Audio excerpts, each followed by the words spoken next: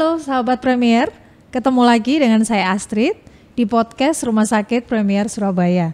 Apa kabar hari ini? Tentunya sangat baik ya. Karena topik kita siang ini hubungannya dengan laki-laki. Kira-kira apa ya? Sudah hadir bersama kita seseorang yang luar biasa, yang ahli dalam hal ini. Dr. Lukman Hakim, spesialis urologi, konsultan onkologi. Benar ya dok ya? Betul sekali Mbak Astrid. Apa kabar dok hari ini? Alhamdulillah baik. Alhamdulillah baik. Kelihatan banget kok auranya baik, itu kelihatan ya dok ya? Alhamdulillah, terima kasih. Baik dok, seperti yang tadi saya sampaikan, kita mau bahas tentang laki-laki nih. Nah, lebih mengerucut lagi nih yang ditakuti para laki-laki. Ini berhubungan dengan prostat dok. Nah, karena yang ditakuti berarti kankernya ini dok yang mau kita bahas siang hari ini. Nah, kanker prostat sendiri itu penyakit yang bagaimana sih dok? Ya, jadi yang pertama Mbak Astrid, yang kita semua perlu tahu, prostat itu organ yang hanya ada pada pria. Betul. Ya, pria normal maksud saya. Wanita tidak memiliki prostat. Ya. Lalu yang kedua, fungsinya sangat penting sebetulnya untuk membantu kualitas sperma. Jadi fungsinya lebih dominan pada fungsi kesuburan pria. Oh begitu. Nah tetapi organ prostat ini seiring dengan perkembangan usia pada pria cenderung untuk membesar. Secara umum ya. Iya. Nah sebagian dari yang membesar ini bisa menjadi kanker. Nah ini yang perlu kita waspadai dan identifikasi secara dini. Ya. Jadi itu karena hubungannya dengan kejantanan begitu ya dok ya? Sebetulnya bukan dengan kejantanan, tetapi kualitas dari sperma dalam hal ini berhubungan sama kesuburan pada pria. Jadi kalau fungsi organ prostat ini terganggu, maka kualitas sperma pada pria itu bisa berkurang. Oleh karena itu sulit untuk membuahi sel telur pada wanita.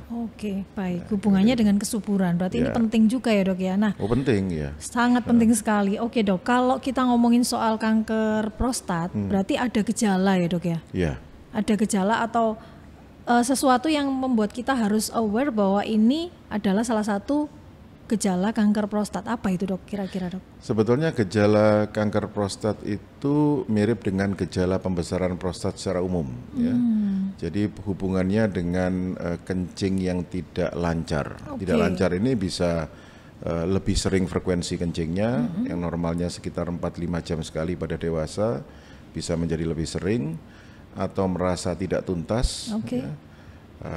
Kalau kita biasanya kencing dan normal, ada perasaan lega gitu. Tetapi pada orang pembesaran prostat termasuk yang kanker, ini seringkali kencing tapi masih tidak lega gitu rasanya. Ada rasa sisa. Hampir sama dengan ISK begitu dok, infeksi saluran kencing? Mirip ya dok. Gejalanya namanya lower urinary tract symptoms. Mirip dengan itu. Lalu juga yang normalnya pada pria yang tidak ada pembesaran prostat itu kalau malam biasanya hanya bangun maksimal 1 kali atau tidak bangun sama sekali untuk kencing. Tetapi pada pembesaran prostat termasuk yang kanker itu bisa bangun lebih sering. Nah ini adalah keluhan-keluhan dari pembesaran prostat secara umum termasuk kanker. Nah kadang-kadang disertai dengan kencing darah. Pada tingkat yang sangat lanjut, kanker prostat ini bisa menyebabkan keluhan tambahan. Nyeri-nyeri pada tulang, ya, tulang belakang, tulang panggul, tulang bahu dan lain sebagainya. Dok. Kira-kira begitu. Jadi itu yang spesifik ya, karena kalau dilihat gejalanya satu hampir sama dengan infeksi saluran kencing. Kemudian kalau kencing di malam hari lebih sering itu kan mirip dengan orang yang dengan diabetes ya dok ya. Betul sekali. Jadi itu benar-benar mesti diwaspadai. Ya, memang tantangan bagi seorang dokter untuk membedakan pada seorang pria yang mengalami pembesaran prostat sekaligus memiliki diabetes. Dari sisi sering kencingnya itu mirip. Nah, oleh karena itu perlu ditanya atau diwawancara lebih detail, lalu dilakukan pemeriksaan penunjang dengan lebih detail supaya bisa dipastikan ini karena diabetes atau karena pembesaran prostatnya.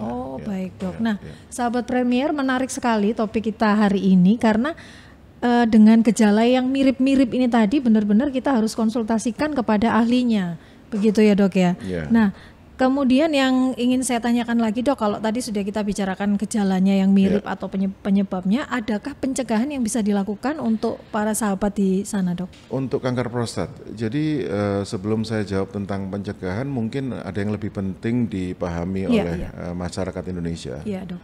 Pentingnya untuk melakukan pemeriksaan PSA ya, prostat specific antigen. Itu adalah pemeriksaan darah, sebuah petanda atau marker untuk kanker prostat secara rutin setelah berusia 50 tahun. Oh gitu. Ya. Ada gejala atau tidak disarankan jadi begitu ya dok? Itu termasuk dalam konteks sebagai screening pada pria. Karena begini, Mbak Astrid. Jadi kalau kita bicara faktor resiko yang bisa menyebabkan kanker prostat, salah satu faktor resiko yang paling penting adalah penuaan. Jadi semua pria itu, apakah dia memiliki keturunan atau tidak, itu seiring dengan peningkatan usia, resiko untuk mendapatkan kanker prostatnya meningkat. Bukan berarti pasti dapat, tetapi resikonya. Nah karena ada pemahaman dan bukti ilmiah seperti ini, maka seorang pria jika sudah melewati usia 50 tahun, dianjurkan memeriksakan darah PSA 1 atau 2 tahun sekali. Nah yang kedua juga yang perlu saya tekankan, kalau memiliki keturunan kanker prostat, misalnya ayah kandungnya ternyata pernah kena kanker prostat, atau kakeknya pernah kanker prostat, nah ini disarankan untuk melakukan screening PSA 5 tahun lebih dini, sejak usia 45 tahun. Nah kenapa ini penting sekali? Karena data di Asia termasuk di Indonesia itu menunjukkan pasien-pasien yang terdiagnosis kanker prostat pertama kali 50-65% sudah stadium 4. Jadi begitu ketahuan udah langsung stadium 4. Nah ini kenapa? Karena gejalanya tidak terlalu signifikan. Yang kedua, tidak pernah melakukan screening PSA. Nah, ini yang mungkin masyarakat perlu tahu. Jadi sering sekali tuh kalau kedapatan pasien baru yang akhirnya kita diagnosis sebagai kanker prostat, ternyata sudah stadium 4. Nah itu mungkin program yang berhasil yang bisa dijadikan analogi adalah screening untuk pap smear untuk deteksi kanker serviks mulut rahim ya. Itu kan masyarakat sudah banyak yang tahu tuh. Nah untuk screening PSA untuk penyakit kanker prostat ini yang masih perlu perlu digaungkan ya dok. Digaungkan lebih sering ke masyarakat. Dok. Data kita di Indonesia sekitar 60% pasien kanker prostat yang terdiagnosa pertama kali itu sudah stadium 4. Dan itu berarti pilihan terapinya menjadi terbatas. Dan itu berhubungan dengan masa depan terutama dari sisi usia. Lalu menjawab pertanyaan tadi yang penyebab, kita tidak pernah menyebut penyebab kalau untuk kanker, tetapi lebih menyebut faktor resiko. Selain aging atau penuaan yang merupakan salah satu faktor resiko penting, ada beberapa faktor resiko lain ya yang terbukti dalam penelitian. Misalnya diet tinggi kalsium.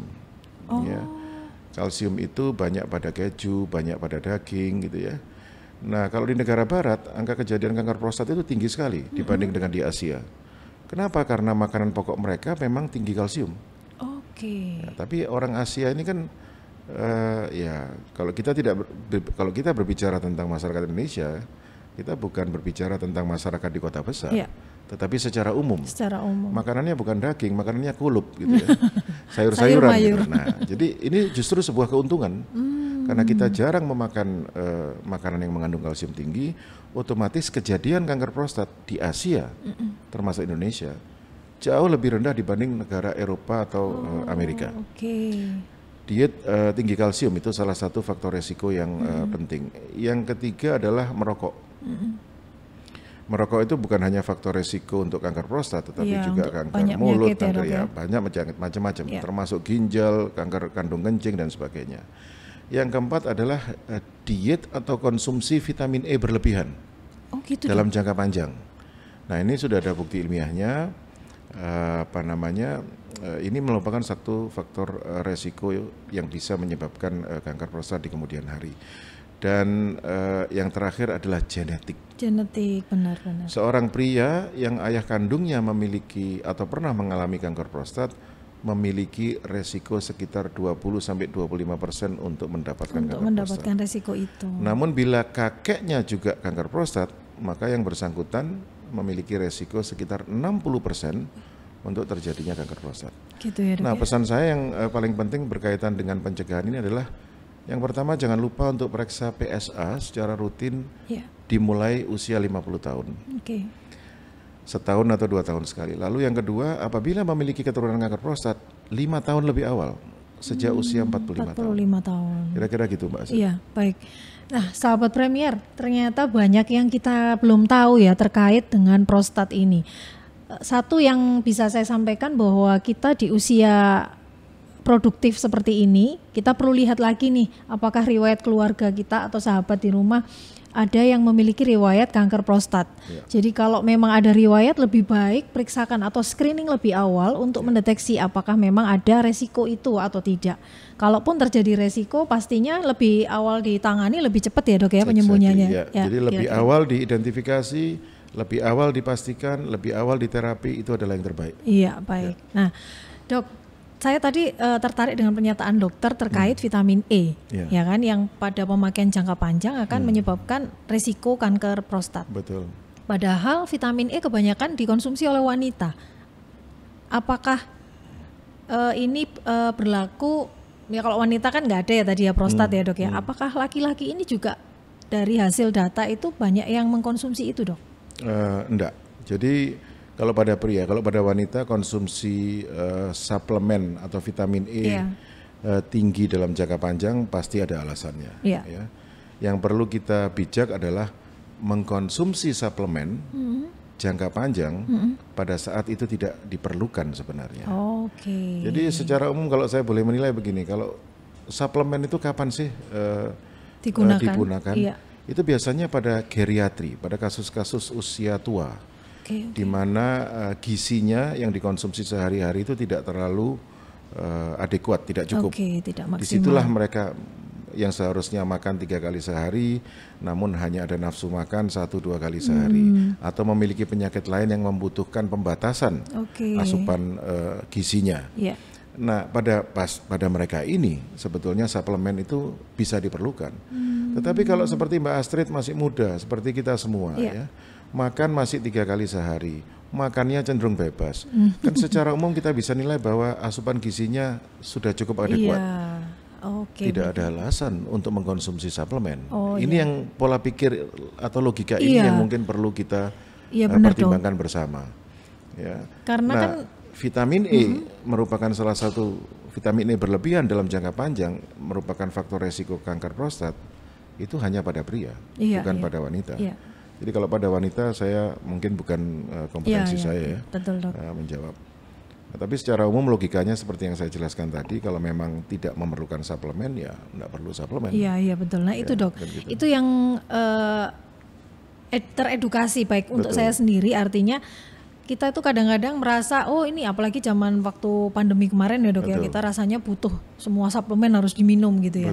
Nah tapi kalau sekarang kembali lagi seperti yang dokter sampaikan, ketika kita memang masih di usia produktif yang segalanya masih bisa berfungsi dengan baik, mungkin penggunaan suplemen perlu dikonsultasikan terlebih dahulu begitu ya, Dok ya. Jadi mengurangi resiko untuk terjadinya banyak penyakit tadi.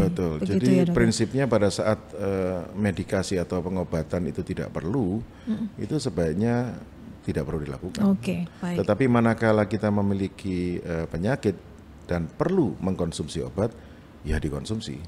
Mungkin prinsip yang balance inilah yang perlu kita miliki bersama. Baik, Dok. Nah, sahabat Premier, edukasi lagi nih dari Dr. Lukman bahwa apa yang seharusnya kita konsumsi kalau kita sedang dalam pengobatan memang sebaiknya kita konsumsi. Tapi kalau memang kita masih dalam kondisi yang baik, ada hal-hal yang memang tidak perlu kita konsumsi, lebih baik dikonsultasikan pada ahlinya, begitu ya Dok ya. Betul. Nah, terkait dengan pengobatan ini Dok, kalau misalnya sahabat Premier di sana ada yang sedang mengalami gangguan prostat, mungkin masih gejala awal, misalnya pipisnya kurang lancar atau gimana, nah itu pengobatan apa yang harus dilakukan atau treatment apa yang harus dilakukan Dok sebelum akhirnya memang lebih baik konsultasi dengan ahlinya gitu. Jadi kembali ke penjelasan yang awal tadi bahwa kalau usia sudah mencapai 50 tahun maka sudah saatnya untuk mempertimbangkan pemeriksaan darah yang namanya PSA secara rutin ya. Begitu itu kan ada, kalau kita periksa di laboratorium selalu ada referensi atau interval nilai normal. Nilai ya betul. Kalau lebih dari itu ya langsung konsultasi. Walaupun tidak ada keluhan. Walaupun tidak ada keluhan.